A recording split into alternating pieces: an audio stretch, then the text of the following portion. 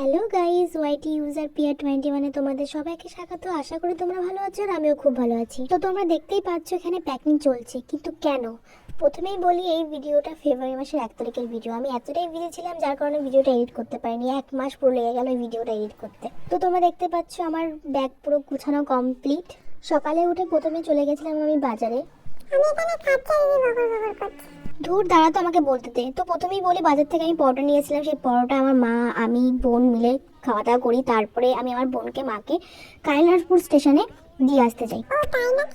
তোমরা অনেকেই ভাবছো আমি দিয়ে আসতে যাচ্ছি। আমি কি যাচ্ছি না? আমিও যাচ্ছি, কিন্তু তার পরের দিন যাচ্ছি। আমি যাচ্ছি 3 তারিখে, কারণ আমার ডিউটি পড়ে গেছিলো, নাইট ডিউটি পড়েছিল। সেই নাইট ডিউটি কমপ্লিট করে তার পরের দিন আমি বিকেলবেলা, মানে আমার মাসির বাড়িতে ঢুকতে ঢুকতে মিনিমাম 3-4টে বেজে গেছিলো।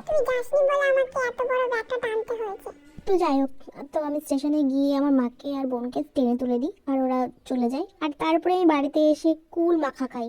আর সেটাই ছিল আমার প্রথম কুল মাখা খাওয়া। আমি সরস্বতী পুজোতে কুল মাখা খেতে পারিনি, কারণ কুলই আমি পাইনি। এই সকালটা ছিল মাসির বাড়ি যাওয়ার সকাল। তার মাঝখানে যে আমি কী কী করেছি, নাইট ডিউটি করেছি বা আদার্স যেগুলো করেছি, আমি কোনো ভিডিওর ফুটেজই করিনি, কারণ আমি ভুলেই গেছিলাম যে আমি ভিডিওটা করছি। তো প্রথমে আমি স্টেশনে এসে একটু চা খেয়ে নিলাম। চা খাওয়ার পর ট্রেনের জন্য ওয়েট করছিলাম যে কখন ট্রেনটা আসবে।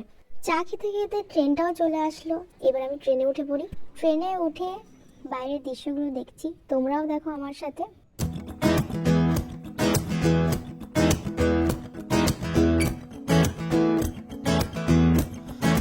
होना था प्यार,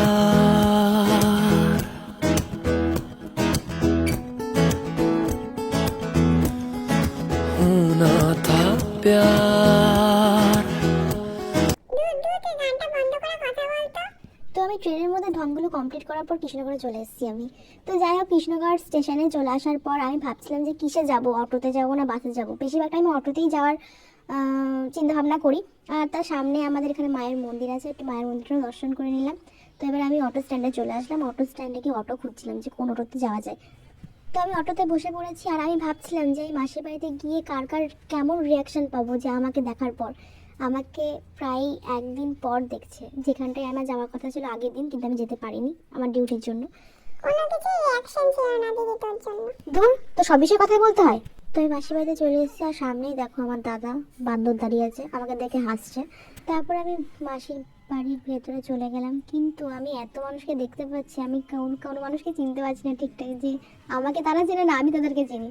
তারপর আমি কোনো দিকে না তাকিয়ে মাকে খুঁজছিলাম। খুঁজতে খুঁজতে আমার মাসি আমার সামনে পড়ে গেছে, বললো এসছিস। তারপর আমি মাকে খুঁজছি, মা কোথায় গেল। তো হঠাৎ মা তো দেখে ও মেয়ে চলে এসছে। ধুর, তুই তো ছিলি না, তোকে আবার কি ক্যামেরাতে নেবো।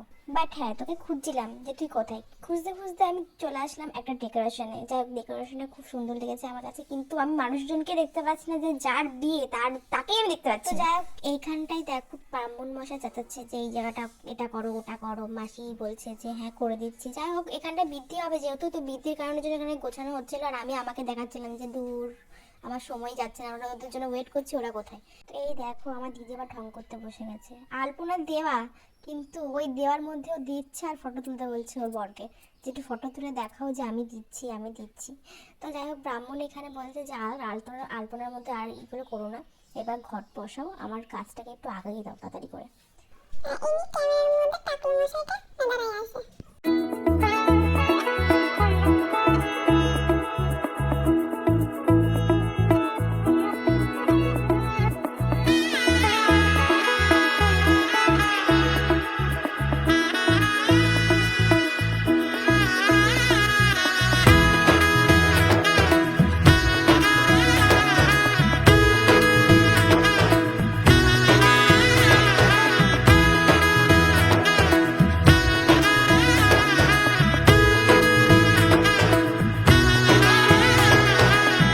এলো এলো এলো একই গধূলি জীবনে, ডানা মেলে 100টা প্রজাপতি মনে। চাওয়া পাওয়া ছিল যত এতদিন ধরে, পেল সবই পূর্ণতা বিবাহ বাসরে। বেঁধেছি তোমাকে এই 7 পাকে, 4 হাত যেন এক। তো এতক্ষণ পর এদের দেখা হলো, আবার হাসছে দেখো। তোমার মা আবার বলছে তরকারি নিয়ে যাচ্ছি আমি। এবার দিদি আমাকে দেখলে, এই এসছিস বাবা, যাকের সাথে বকে আমি আমার বোনকে খুঁজছিলাম যে এই নাটকবাজিটা কোথায়, আমাকে এখন অব্দি খুঁজলো না। তারপর ওই দেখো মিচকে হাসি দিচ্ছে, বলছে দৌড়, পাত্তা দেবো না। তো আমার মা এখানে ভীষণই বিজি, খাওয়া দিতে ব্যস্ত। তারপর আমিও খেতে চলে যাচ্ছি। আর আমার দিদির বিয়েটা যেহেতু বাড়িতে হচ্ছে না, লজে হচ্ছে, তো লজে সব কিছু আয়োজন হচ্ছে। তো আমি ওই জেঠিদের সাথে বক বক করতে করতে যাচ্ছিলাম। কালকে তোমার মতোই শালায়ের সুরে রাঙিয়ে সে দূরে দিলের সাথে জন্মে কাটে ছড়া জোরে কোনেরই তো তো দেখতে দেখতে লজের সামনে চলে এসেছি। আর লজটা তোমাদেরকে দেখিয়ে দিই। আমি অবশ্যই এখানে যে লজ আছে আমি সত্যি জানতাম না, যেহেতু আমার বাড়ি এখানে না। তো তারপরে দেখলাম যে কী কী আয়োজন হচ্ছিল রাতের জন্য, ওখানে অনেক কিছু কাটাকাটি হচ্ছিল। তো সেগুলো তোমাদের দেখাচ্ছি, আমিও নিজেও দেখছি কোথায় কী আছে না আছে। আর সকালবেলা খাবারটা কি করেছে সেটাই আমি খুঁজে পাচ্ছিলাম না। যাক, আমার মামা আমাদের এদিকে থালা দিচ্ছে আর বলছে যে তোরা বসে পড়, আমি দিয়ে দিচ্ছি। তারপর আমি খেতে বসে গেলাম মায়ের সাথে। আর আমার বোনের কোনো পাত্তা নেই এখানে। তাহলে তুই কি বলতে চাইছিস, তোকে ছাড়া খেতে পারবো না?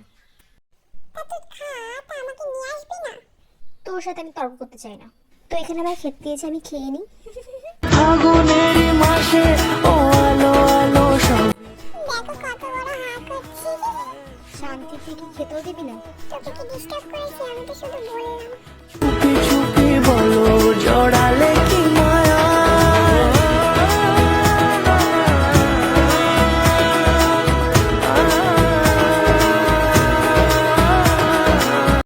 তারপর বাড়িতে এসে দেখি দিদি বৃদ্ধিতে বসে পড়েছে। আর বৃদ্ধি কমপ্লিট হওয়ার পর আবার দিদিকেও খাইয়ে দেওয়া হয়েছিল, কারণ সারাটা রাত যেহেতু না খেয়ে থাকতে হবে। এদিকে আমার পিসি বলছে এদিকে সব ভিডিও করিস না, আমি বললাম সব ভিডিও করবো। তারপর আমার রেডি হচ্ছিলাম জলসইতে যেহেতু যাবো।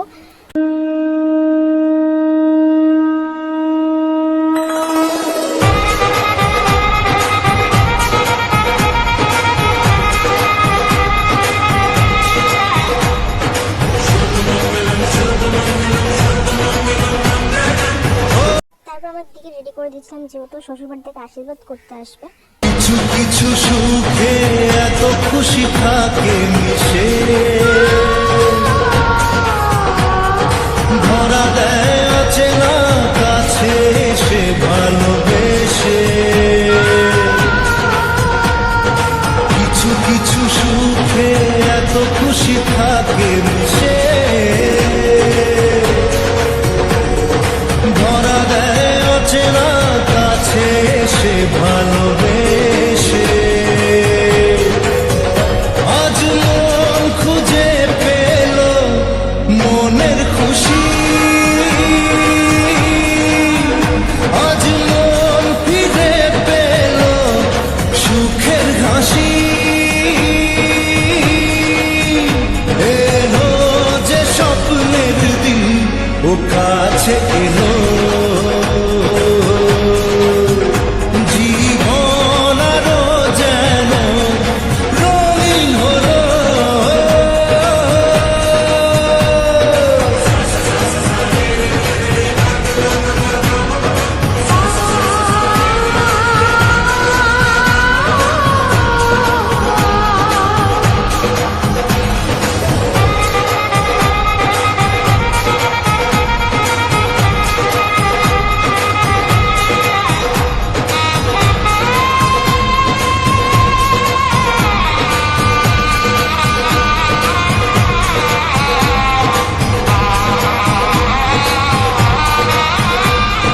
তারপর এদিকে দেখো আমার মা যারা যারা নিরামিষ খাবে তাদের জন্য ভাত টাত বেড়ে দিচ্ছে, এমনকি নিজেও খাচ্ছে। আর এখানে আমার মাসিরা বসে আছে। ওই দেখো যে মাসিটা বসে আছে, সেই মাসিটা আমাকে বলছে যে মাসিটা বলছে এবার তোর কবে পালা। আমি বললাম যে এখন দেরি আছে, এখনো মিনিমাম 5 বছর। শুনে ওই মাসিটা বলে বাবা আমরা বাঁচবো তো? আমি বললাম কেন বাঁচবে না, অবশ্যই বাঁচবা, আমার বিয়ে খাওয়ার জন্য বাঁচতে হবে তোমাদেরকে।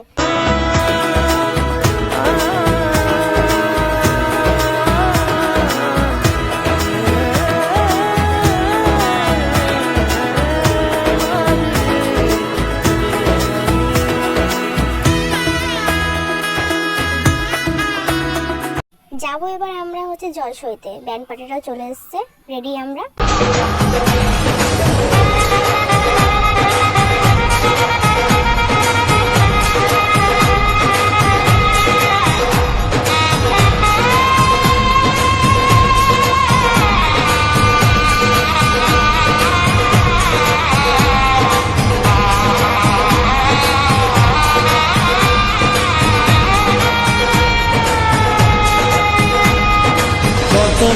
রাত দিয়ে গিয়ে আবার চলে এসেছি, কারণ নাইট করার পর আমি শরীরটাকে রেস্ট দিতে পারি। দিনেতে যারা জল সইতে গেছিলো তারা চলে এসছে, তারপর আমি সাথে সাথে আমার দিদির কাছে আমি চলে যাই। আমার দিদি বসে পড়েছে অলরেডি।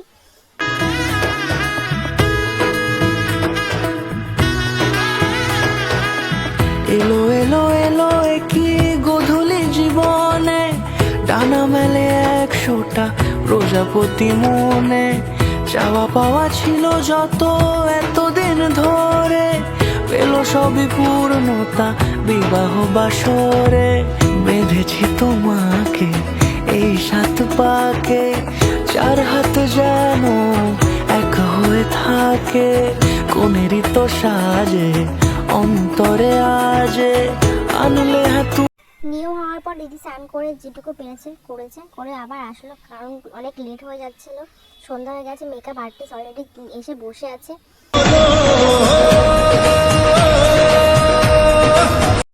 এদিকে আমার দিদি রেডি হতে হতে আমি নিজেও রেডি হয়ে গেছি, আমার বোনকেও রেডি করে দিয়েছি। কেমন লাগছে অবশ্যই বলো আমাকে, আমার বোনকেও বলো পেতনিকে কেমন লাগছে।